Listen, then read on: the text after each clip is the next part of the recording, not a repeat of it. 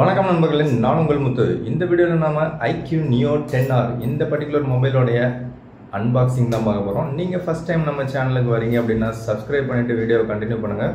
So நீங்கள் செய்கிற subscribe பார்த்தீங்கன்னா எனக்கு சப்போர்ட்டிவாக இருக்கும். நாம் பெரும்பாலும் பார்த்தீங்கன்னா ஆஃபர் வீடியோக்கள் தான் போட்டுட்ருக்கோம். ஸோ வீடியோவை கண்டினியூ பண்ணுங்கள். ஸோ இதை அன்பாக்ஸ் பண்ணி உள்ள மொபைல் எப்படி இருக்குன்னு செக் பண்ணிடலாம். ஃபர்ஸ்ட் ஆஃப் ஆல் இந்த மொபைல் பார்த்திங்கன்னா அமேசானில் நான் காசு கொடுத்து வாங்கின மொபைல் தான். ஸோ இது பார்த்திங்கன்னா அன்பாக்சிங் தான் பார்க்க போகிறோம். என் கையில் இருக்கிறது 8GB RAM 256GB variant. So இதில் நமக்கு ப்ளூ கலர் வேரியண்ட் இருக்குது. ஸோ இதில் பார்த்திங்க அப்படின்னா டப்பாவில் வேறு எந்த ஸ்பெக் டீட்டெயில்ஸும் கொடுக்கவே இல்லை. ஸோ இந்த சைடில் மட்டும் பார்த்திங்கன்னா IQ Neo 10R அப்படின்னு இருக்குது. ஃப்ரண்ட்டில் பார்த்திங்கன்னா IQ Neoன்னு போட்டு சென்டரில் 10 போட்டிருக்காங்க. ஓகே, டப்பா பார்த்தீங்கன்னா நமக்கு பாக்ஸ் டிசைன் கொடுத்துருக்காங்க. முன்னாடிலாம் பார்த்தீங்கன்னா IQ Neo 6 Neo 7 சீரியஸ்லாம் இப்படி கிராஸாக கொடுத்துருப்பாங்க. ஸோ இது வந்து நமக்கு பாக்ஸ் டிசைனாக தான் இருக்குது. ஸோ இதில் பார்த்தீங்கன்னா இங்கே புல் டவுன் பண்ணுறதுக்கு ஏதோ ஒரு ரேப்பர் கிளப்பிட்டு இருக்குது. ஸோ அதை பிடிச்சி இழுத்திங்கன்னா இது அலங்க கீச்சிட்டு வந்துடும் அந்த ரேப்பர். ஸோ அதை பிடிச்சி இழுத்தினாலும் நீங்கள் வந்து அன்பாக்சிங் பண்ணிடலாம். இல்லை நீங்கள் இந்த மாதிரி கட்டர் வச்சுருந்தீங்கன்னா அவுட்டரில் ஒரு கோடு போட்டிங்கன்னா அழகாக கட் பண்ணி எடுத்துடலாம். உங்களுக்கு எப்படி விருப்பமோ அப்படி நீங்கள் கட் பண்ணிங்க.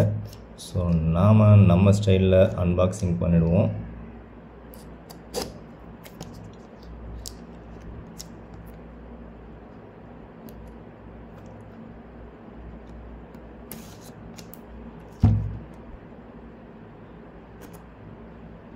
ஓகே, இதில் சீல் பார்த்தீங்கன்னா இந்த இடத்துல இருக்குது. ஸோ சீலை விட்டுட்டு மேலே ரேப்பர் மட்டும் கட் பண்ணிவிடுவோம்.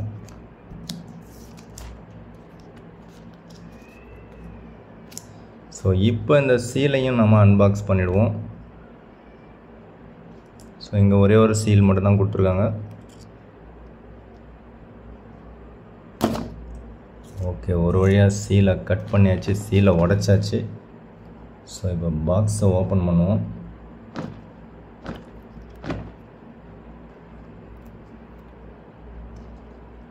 ஸோ இது வந்து உங்களுக்கு அமேசான் அண்டு IQ ஸ்டோர் இது ரெண்டில் தான் கிடைக்கும். ஓகே, ஒரு வழியாக டப்பாவை ஓப்பன் பண்ணியாச்சு. டப்பா உள் பக்கமாக ஏதாவது இருக்கான்னு பார்த்தா உள்ளே ஒன்றும் இல்லை. So IQ Neo 10.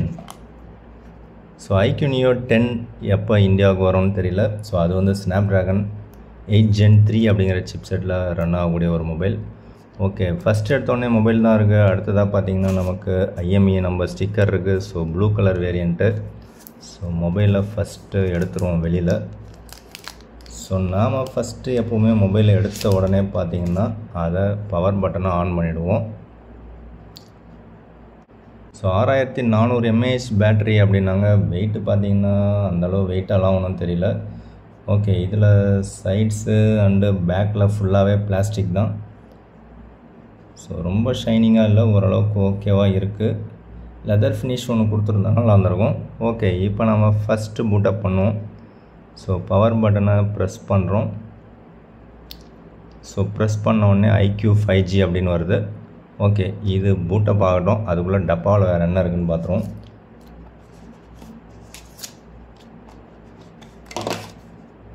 ஸோ ஒரு கேஸ் ஒன்று கொடுத்துருக்காங்க. ஸோ அந்த டிரான்ஸ்பரண்ட்டான கேஸ் தான். ஸோ ஒரு பிளாக் கலர் கேஸ் கொடுத்தாங்கன்னா நல்லாயிருக்கும், இந்த போக்கோ மொபைலில் கொடுக்குற மாதிரி. அண்டு புக்லெட்ஸ் இதை நம்ம ஒரு காலத்துலேயும் படித்தது கிடையாது, ஓரமாக வச்சுருவோம். ஸோ அடுத்தது பார்த்திங்கன்னா விவோவுடைய 80 வாட் சார்ஜர் ஒன்று கொடுத்துருக்காங்க. ஸோ விவோ மொபைல் தான் இது. விவோ அண்ட் IQ ரெண்டும் ஒன்று தான். So and type A to type Cக்கான கேபிள் ஒன்று இருக்குது. அண்டு ஃபைனலாக பார்த்திங்கன்னா ஒரு சிம் எஜெக்டர் டூல் ஒன்று கொடுத்துருக்காங்க. ஸோ அதை எடுக்கிறதுக்கும் ஒரு நாப் ஒன்று கொடுத்துருக்காங்க. ஆனால் நாப் எடுத்தால் சிம் எஜெக்டர் டூல் கீழே விழுந்து வருது. ஓகே, ஸோ எல்லாத்தையும் நம்ம சைடில் வச்சுட்டு மொபைலுக்கு வருவோம்.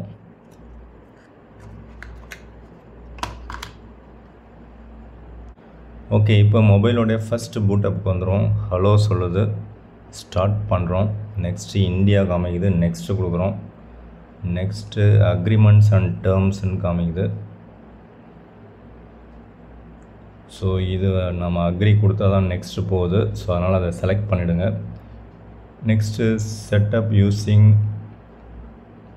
அதர் டிவைஸ்ன்னு காட்டுது. ஸோ அது எனக்கு தேவையில்லை, ஸ்கிப் கொடுத்துட போகிறோம். அண்டு நெக்ஸ்ட்டு பார்த்தீங்கன்னா கனெக்டிங் டு வைஃபை, அதுவும் எனக்கு தேவையில்லை. ஸோ செட்டப் ஆஃப்லைன் அப்படிங்கிறத கொடுத்துட்றோம். ஸோ அதுக்கப்புறமா ஏதோ கேட்குது. ஓகே, கண்டினியூ கொடுக்குறோம். செட்டப் ஆஃப்லைன் கேட்குது.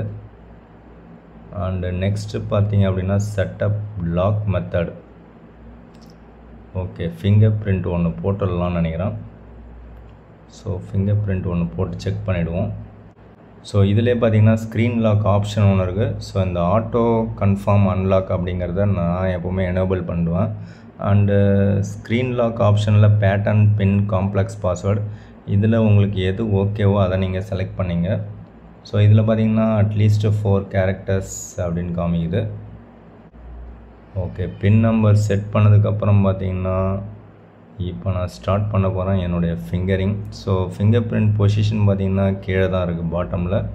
அண்டு இது கொஞ்சம் ஃபாஸ்ட்டாகவே நமக்கு அப்சர்வ் பண்ணுது. ஸோ பொசிஷன் கொஞ்சம் சேஞ்ச் பண்ணி வச்சிங்கன்னா உங்களுக்கு ஓகேவாக இருக்கும். சில பேர் வந்து ஒரே ஃபிங்கர்லேயே வந்து 4-5 ஃபிங்கரையும் சேர்த்து வச்சுருவாங்க. நீங்கள் எப்படி வைக்கிறீங்க அப்படிங்கிறத கமெண்ட்ஸில் சொல்லுங்கள்.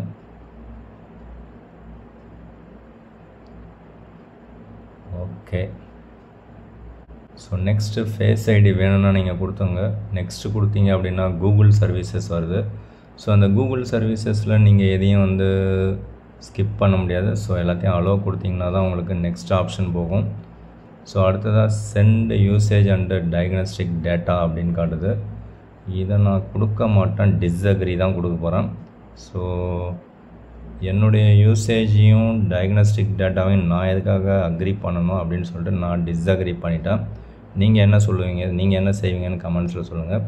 ஃபர்ஸ்ட் ஆஃப் ஆல் ஸ்மார்ட் அப்கிரேடை நான் வந்து டிசேபிள் பண்ணுறேன். ஓகே, அண்டு வைஃபையில் ஆட்டோமேட்டிக்காக டவுன்லோட் பண்ணுறதையும் நான் வந்து அப்கிரேட் பண்ணுறதையும் ஆஃப் பண்ணிட்டேன். பர்சனலைஸ்டு ரெக்கமெண்டேஷன் இதுவும் எனக்கு தேவையே இல்லை. இது 3த்தையும் ஆஃப் பண்ணிட்டேன். லாக் ஸ்க்ரீன் போஸ்டர் இதுவும் எனக்கு தேவையில்லை, ஆஃப் பண்ணிட்டேன். அண்டு டிடபிள்யூஎஸ் சர்வீஸ் இது எனக்கு இருந்துட்டு போட்டோன்னு விட்டுட்டேன். ஓகே, நெக்ஸ்ட்டு கொடுத்துட்றேன். அண்டு இதில் 3 பட்டன் நேவிகேஷன் எத்தனை பேர் யூஸ் பண்ணுறீங்கன்னு தெரில, கெஸ்டர் நான் கொடுத்துக்கிறேன். Okay, next. ஸோ ஒரு வழியாக பார்த்தீங்கன்னா ஃபன் டச் ஓஎஸ் நமக்கு காமிக்குது. அண்டு கெட் ஸ்டார்டட் கொடுக்குறோம்.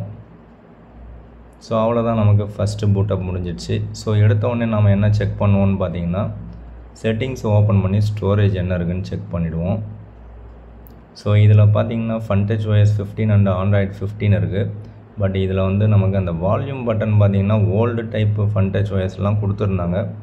இப்போ லேட்டஸ்ட்டு வந்ததுக்கப்புறம் எல்லா டிவைஸ்லேயும் அதை கொடுத்துட்டாங்க. இவங்க இன்னும் அந்த வால்யூம் அப் டவுனுக்கு நாம் இந்த சைடில் இருக்கக்கூடிய வால்யூம் ரேக்கர் யூஸ் பண்ணுற மாதிரி தான் கொடுத்துருக்காங்க. அதை எப்போ தான் இவங்க மாற்றுவாங்கன்னு எனக்கு தெரில. ஸோ பவர் பட்டனுக்கு, பவர் ஆஃபுக்கு இங்கே ஒரு பட்டன் கொடுத்துருக்காங்க. பட் வால்யூம் அப் அண்ட் டவுனுக்கு ஏன் இன்னும் இவங்க டச் ரெஸ்பான்ஸில் கொடுக்கல அப்படின்னு தெரில. பட்டனை போட்டு குத்தினா தான் வேலை நடக்கும் போல இருக்குது. ஓகே, செட்டிங்ஸை ஓப்பன் பண்ணால் 120 Hz ரெஃப்ரெஷ் ரேட் கொண்ட ஒரு டிஸ்பிளே நல்லா சூப்பராக ஸ்மூத்தாக தான் இருக்குது. 144 ஹெட்ஸ்ன்னு போட்டிருப்பாங்கன்னு சொல்லுவீங்க. பட் ஆக்சுவலாக 120 ஹெட்ஸ் தான். அது ஏதோ ஒரு சில கேமில் மட்டும்தான் இருக்கும். அதுவும் அப்டேட்டுக்கு அப்புறம் தான் வரும்னு சொல்லுவாங்க. 8 GB ரேம் என் கையில் இருக்குது, 256 GB variant. And out of the box பார்த்திங்கன்னா ஆண்ட்ராய்டு 15 இருக்குது. அது ஒரு நல்ல விஷயம்.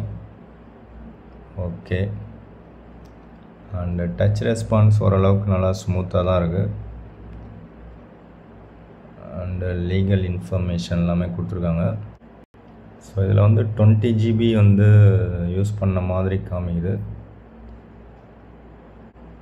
ஸோ மாடல் நம்பர் பார்த்திங்கன்னா 12221.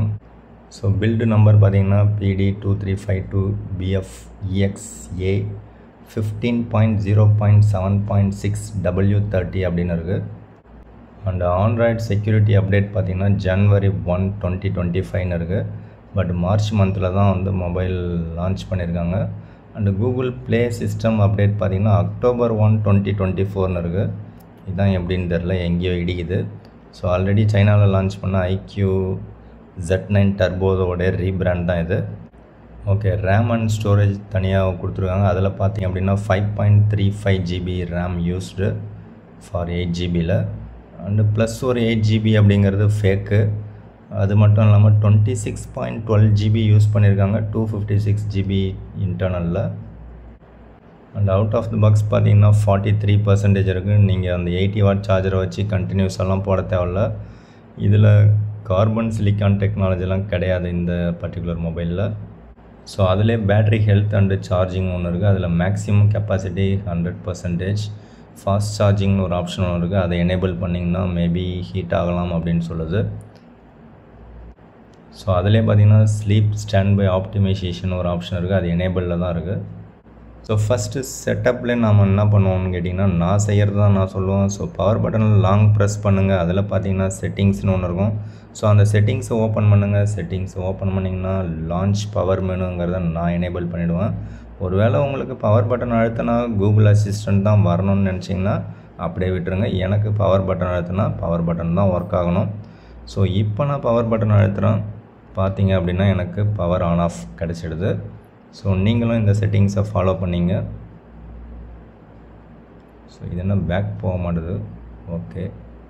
ஸோ அடுத்ததாக பார்த்தீங்கன்னா இந்த நோட்டிஃபிகேஷன் ட்ராயர், இதை வந்து சர்ச் இன்ஜினை விட்டுட்டு நோட்டிஃபிகேஷன் ட்ராயரை எனேபிள் பண்ணிவிடுவேன்.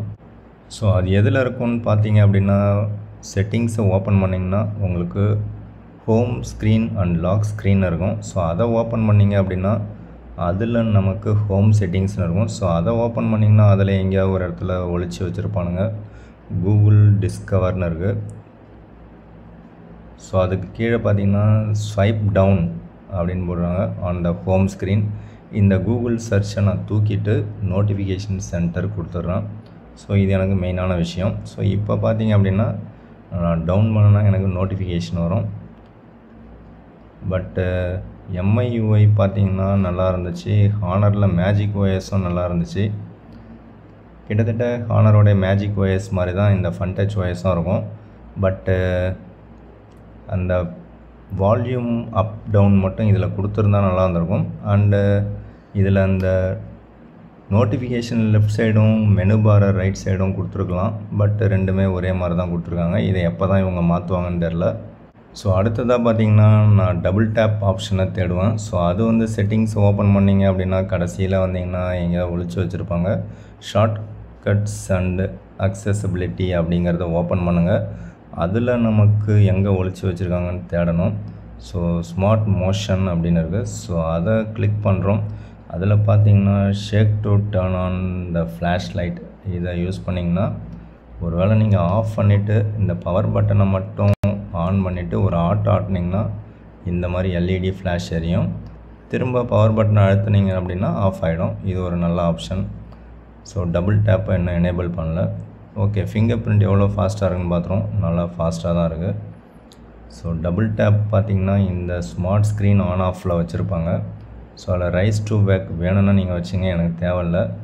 டபுள் டேப் டு வேக் அது எனக்கு தேவைப்படும். Double tape to turn of இது எனக்கு தேவைப்படும். இது ஹானர் 200ல் கிடையாது. அதை வந்து அவங்க கொடுத்துருக்கலாம். ஓகே, இப்போ அந்த டபுள் டேப் எந்த அளவு ஒர்க் ஆகுதுன்னு பாருங்கள். ஓகே, இது ஃபாஸ்ட்டாக தான் இருக்குது.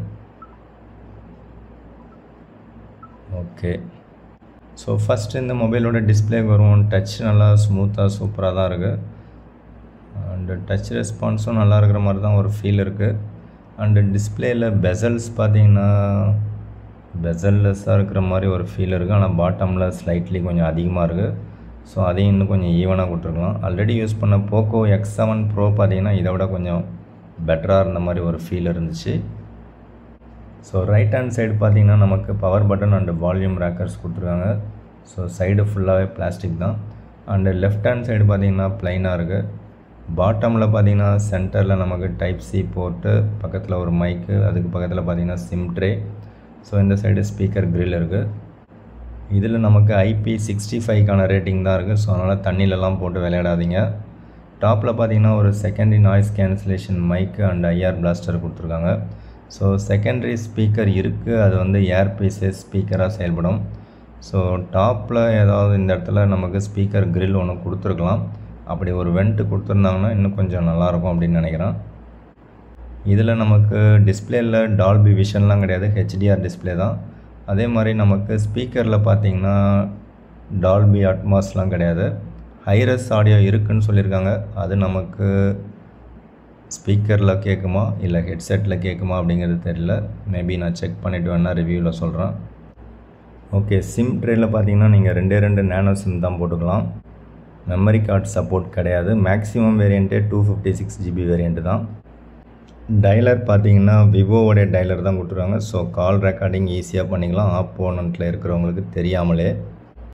ஒருவேளை கூகுள் டைலர் கொடுத்துருந்தாங்கனாக்கா this call will be recorded அப்படின்னு சொல்லிட்டு தான் ரெக்கார்ட் பண்ணோம். ஹெட்ஸார் வேல்யூ பார்த்திங்கன்னா 0.97 Watt/kg இருக்குது. அண்டு பாடி சார் வேல்யூ பார்த்திங்கன்னா 0.96 Watt/kg இருக்குது. ஸோ 15 mm டிஸ்டன்ஸ் அப்படின்னு போடுறாங்க. ஸோ 15 mm அப்படின்னாலும் நம்ம வந்து காதில் பாடியோட டச் பண்ணுற மாதிரி வச்சு கால்ஸ் பேச வேணாம். ஸோ காதில் படாமல் பேசணுன்னா ஸ்பீக்கர் போட்டு பேசுங்க. அப்படி இல்லைன்னா நீங்கள் ஒரு ஹெட்செட் யூஸ் பண்ணிங்க. மெசேஜ் பார்த்தீங்கன்னா மெசேஜ் ஆப்பு விவோவோடையது கிடையாது. அது வந்து கூகுளோடைய மெசேஜ் ஆப்பு தான் கொடுத்துருக்காங்க. ஸோ கேமரா பார்த்திங்கன்னா பின்னாடி 2 கேமரா இருக்குது. மெயின் கேமரா பார்த்திங்கன்னா நமக்கு 50 MP சோனி IMX 882 அப்படிங்கிற சென்சர். 15,000 ரூபா மொபைல்லேருந்து 30,000 ரூபா மொபைல் வரைக்கும் இதே சென்சர் தான் இவங்க யூஸ் பண்ணுறாங்க. இன்னொன்று 8 MP அல்ட்ரா வைட் ஒன்று கொடுத்துருக்காங்க. ஸோ இந்தியன் வேரியண்ட்டுக்காக ஒரு டெலஃபோட்டோ இன்க்ளூட் பண்ணியிருந்தால் நல்லா இருந்திருக்கும். ஸோ செல்ஃபிக்கு பார்த்தீங்க அப்படின்னா நமக்கு 32 MPக்கான செல்ஃபி கேமரா கொடுத்துருக்காங்க. ஸோ கேமரா யூஐயில் வீடியோவில் பார்த்தீங்கன்னா மேக்ஸிமம் ரியரில் 4K 60 FPS ரெக்கார்ட் பண்ணிக்கலாம். அண்டு செல்ஃபி வீடியோ பார்த்திங்கன்னா மேக்ஸிமம் நம்ம 4K 30 FPS ரெக்கார்ட் பண்ணிக்கலாம். அது ஒரு நல்ல விஷயம். ஸோ இப்போ வரைக்கும் பார்த்திங்கன்னா ரியரில் மட்டும்தான் நமக்கு நைட் மோட் ஆப்ஷன் கொடுக்குறாங்க. ஸோ செல்ஃபிக்கு பார்த்திங்கன்னா நமக்கு நைட் மோட் ஆப்ஷனே கொடுக்கல. ஸோ நைட் மோட் எனேபிள் பண்ணிங்க அப்படின்னா ரியர் கேமரா மட்டும்தான் ஒர்க் ஆகும். ஸோ ஃபோட்டோவில் பார்த்திங்கன்னா நமக்கு 6x 1x 2x ஸ்டாண்டர்டாக கொடுத்துருக்காங்க.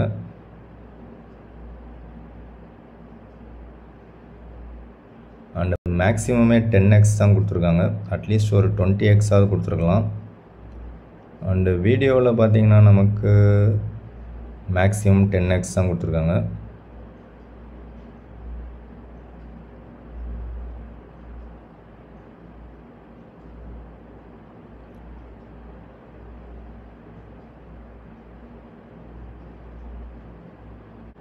ஸோ செல்ஃபி ஃபோட்டோ பார்த்திங்கன்னா ஓரளவுக்கு நல்லா இருக்கிற மாதிரி ஒரு ஃபீல் தான் கொடுக்குது. 32 MP செல்ஃபி கேமரா.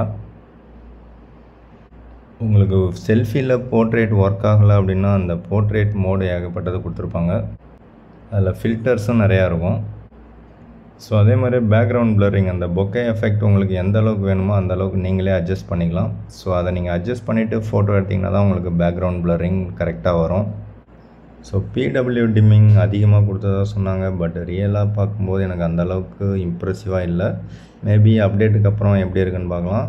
இல்லை ரிவ்யூவில் எப்படி இருக்குன்னு நான் டீட்டெயில்டாக சொல்கிறேன். 50 MPக்கான ஆப்ஷன் ஒன்று மோர் செட்டிங்ஸில் கொடுத்துருக்காங்க கேமராவில். அண்டு சூப்பர் மோன்னு ஒரு ஆப்ஷன் இருக்குது. அது மட்டும் இல்லாமல் லைவ் ஃபோட்டோவும் இருக்குது. ஸோ ரியரில் பார்த்திங்கன்னா மேலே இருக்கிறது 50 MP மெயின் கேமரா. அண்டு அதுக்கு கீழே கொடுத்துருக்கிற கேமரா தான் 8 MP அல்ட்ரா வைடு. இதில் நமக்கு மேக்ஸிமம் வீடியோ ரெக்கார்டிங் பார்த்திங்கன்னா 1080p 30 FPS அமையுது. அதில் 60 FPS கொடுத்துருக்கலாம். ஸோ அதில் நமக்கு காமிக்கல. 30 FPS கொடுத்திங்கன்னா மட்டும்தான் நமக்கு, அதாவது 1080p 30 FPS கொடுத்திங்கன்னா உங்களுக்கு அல்ட்ரா வைட் ஆங்கிளில் நீங்கள் வீடியோ ரெக்கார்ட் பண்ணிக்கலாம். ஸோ எனக்கு தெரிஞ்சு கேமராவுக்கு அதிகமான இம்பார்ட்டன்ஸ் கொடுக்கல. எதனால் அப்படின்னு பார்த்தீங்கன்னா இது ஒரு கேமிங் மொபைல் அப்படின்னு சொல்லுவாங்க. ஸோ இதில் பவர்ஃபுல்லான Qualcomm Snapdragon 8s Gen 3 அப்படிங்கிற சிப் செட் யூஸ் பண்ணியிருக்காங்க.